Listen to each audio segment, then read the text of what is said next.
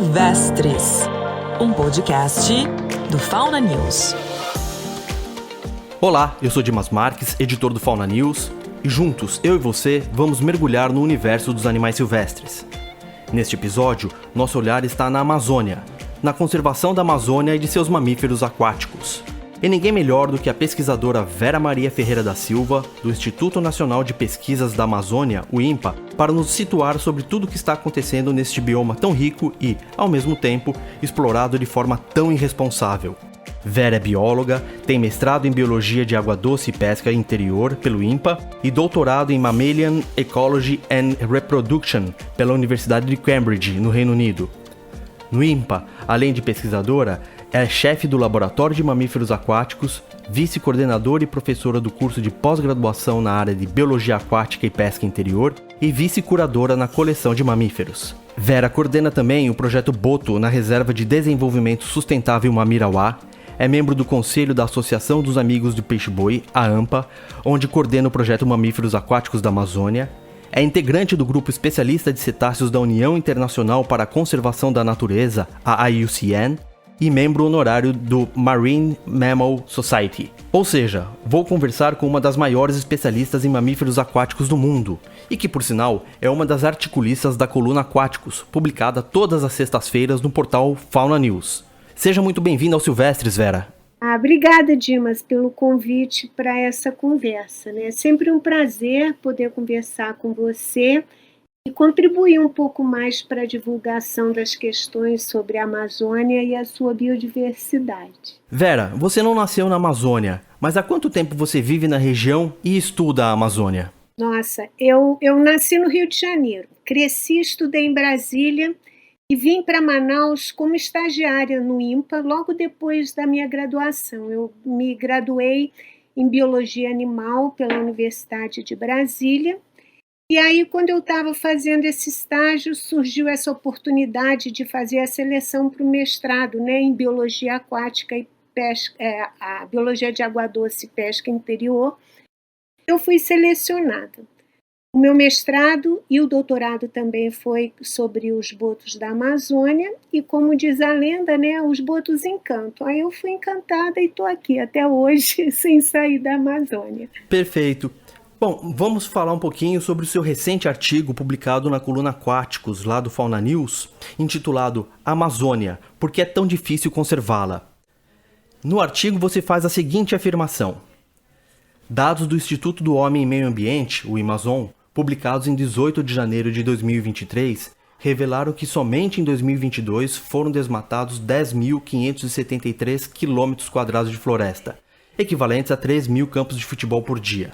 No apagar das luzes de 2022, dezembro foi o mês com maior índice de desmatamento na região, com 287 km² de floresta desmatada, 150% a mais do que o mesmo mês de 2021. Só no estado do Amazonas foram desmatados 2.574 km², dos quais 746 km² em unidades de conservação estaduais e 468 km² em áreas federais, confirmando a falta de ações por parte de governos para impedir esses resultados. A perda de biodiversidade, de riquezas naturais e de vidas humanas que esses números não mostram é imensa e em grande parte irrecuperáveis. Esse trechinho do seu artigo, Vera, vai ao encontro de um pensamento meu. Os números, quando jogados assim, não nos dão uma dimensão das perdas. E também não se restringem à perda de vegetação somente. Você pode nos explicar o que significa, em termos de vidas de animais silvestres e da fauna aquática, qual o impacto desse desmatamento acelerado na Amazônia? Então, Dimas, como a gente tem visto na mídia em geral, a taxa de desmatamento, ou do que se chama cobertura vegetal na Amazônia, aumentou muito, com números recordes em 2022. Você mencionou os números gerados pelo IMAZON, são impressionantes. Imagina assim, 3.000 campos de futebol por dia sendo de floresta derrubada. Mas quando a gente fala em floresta derrubada, a gente não leva em conta o que isso significa em termos reais de perda de biodiversidade. Não é só derrubar árvore e tirar vegetação. Eu tentei buscar números para mostrar o que o 10 metros quadrados, né, de floresta, o que existe em termos de vida animal, para a gente ter uma ideia. Mas eu encontrei todos os meus colegas e tudo explicando que esses números são muito grandes e que, no caso, por exemplo, de insetos e micro-organismos, um campo de futebol que tem 8.250 metros quadrados teriam números astronômicos de animais.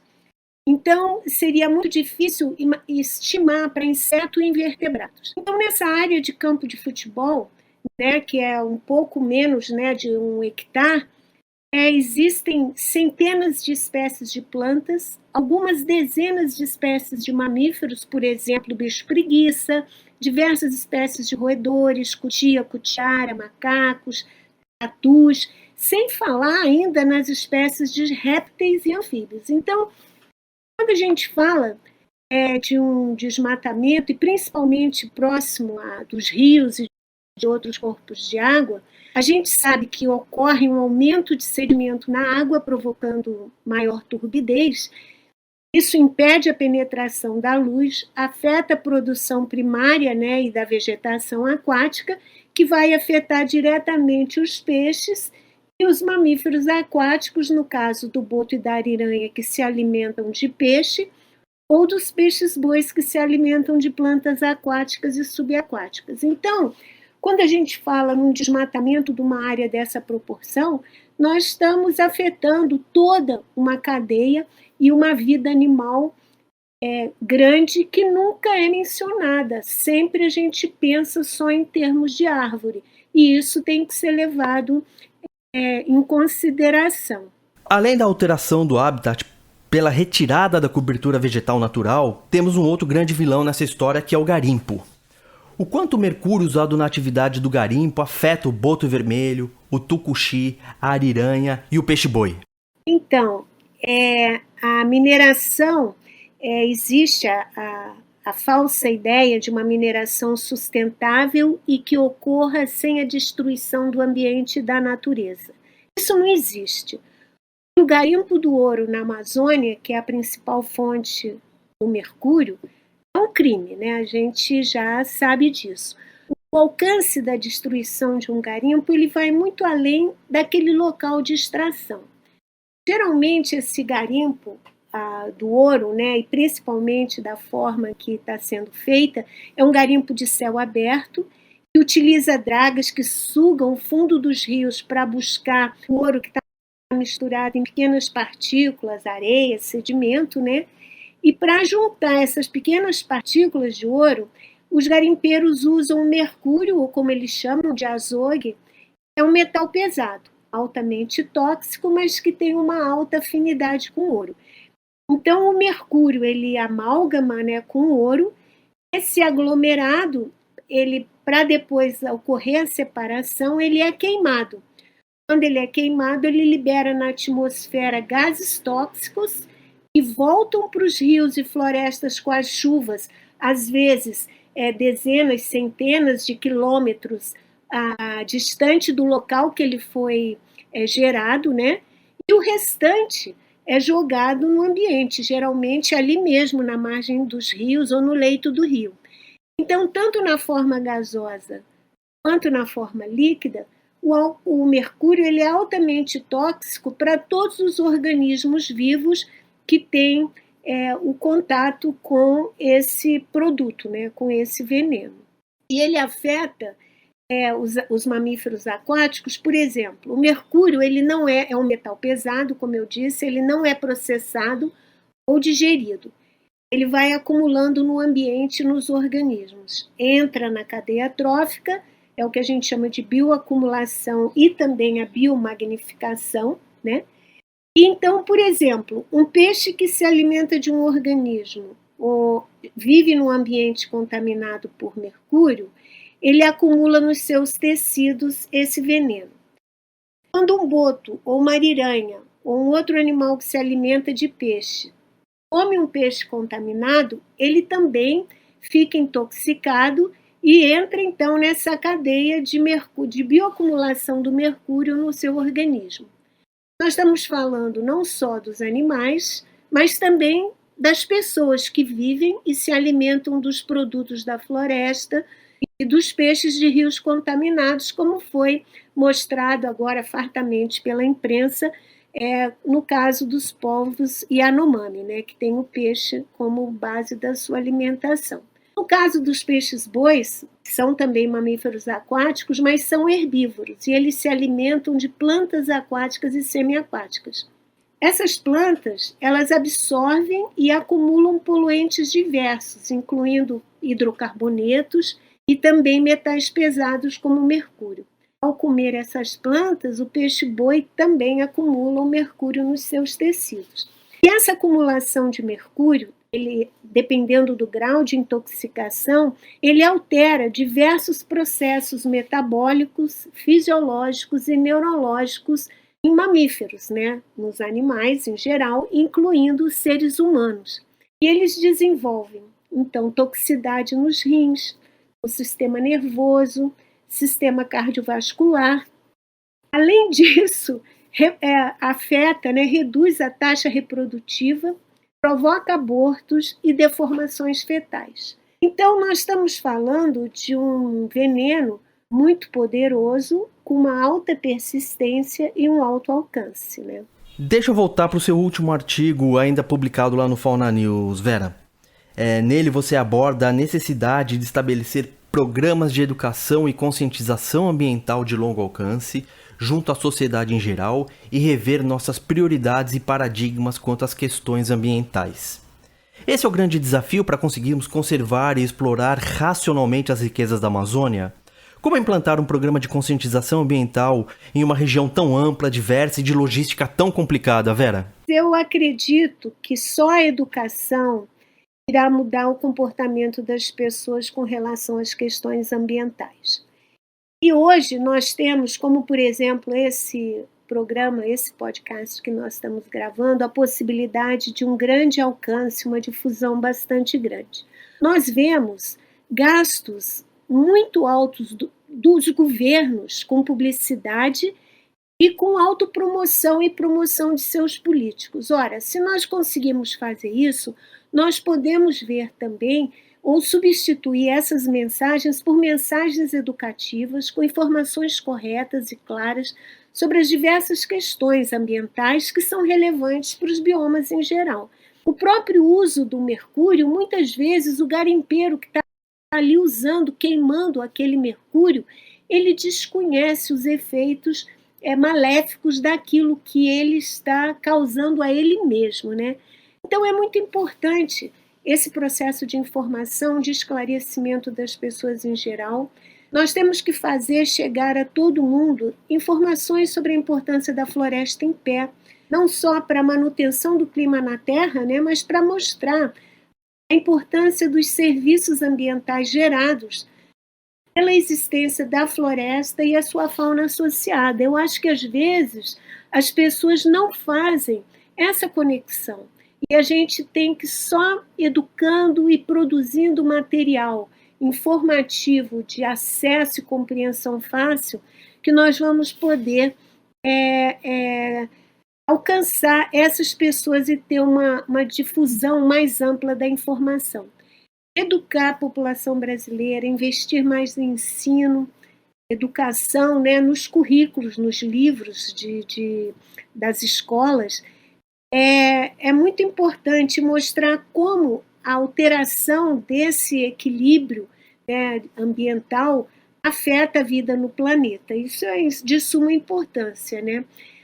Você vê, por exemplo, a exploração na Amazônia. Nós não podemos mais usar os velhos modelos de exploração e desenvolvimento como vem sendo feito até hoje. A gente tem que desenvolver novas metodologias, trabalhar com bioeconomia, explorar os recursos mais racionalmente, os recursos da floresta, como que desenvolver novas tecnologias que substituam o velho e o superado, né? Então, eu acho que esses mecanismos de defesa e proteção dos ecossistemas precisam também incluir os moradores da região, que são os principais usuários, né? e que devem ser os principais interessados também na manutenção da floresta e da sua biodiversidade. Então, quando eu falo em educação ambiental, é levar informação para a população em geral e que principalmente aquela geração que vive e depende desses recursos. Qual o seu olhar e qual a sua expectativa para a nova gestão federal de meio ambiente e para as gestões estaduais ambientais na Amazônia, Vera? Lembro que o governo federal tem um calcanhar de Aquiles quando o assunto é Amazônia, que se chama Belo Monte. Você sabe, eu sou grande fã da ministra Marina Silva. Eu acredito nas propostas feitas por ela e pela equipe dela, né, para a defesa da Amazônia e para as pessoas que habitam essa região. E ela fala muito, e eu concordo, quando ela coloca que a conservação ambiental deve permear todos os setores da nossa sociedade, né? Tem que estar dentro de todos os ministérios, né? E isso é uma situação que nós temos que trabalhar e fazer com que isso aconteça. Agora, ao mesmo tempo, como é possível, e certamente não vai ser uma tarefa fácil, interferir nos interesses econômicos e imediatistas de desenvolvimento que são muito fortes. Então, a gente sabe que nem todas as propostas e os planos propostos nesse governo vão ser alcançados.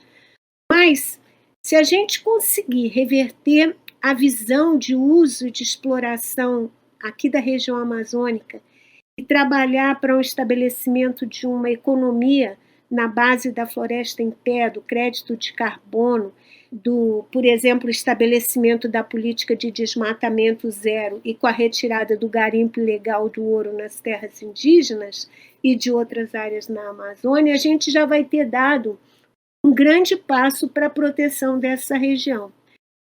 Parar ganância, cobiça, ignorância, né, sobre a região e suas riquezas é um trabalho, eu acho, assim, hercúleo, né?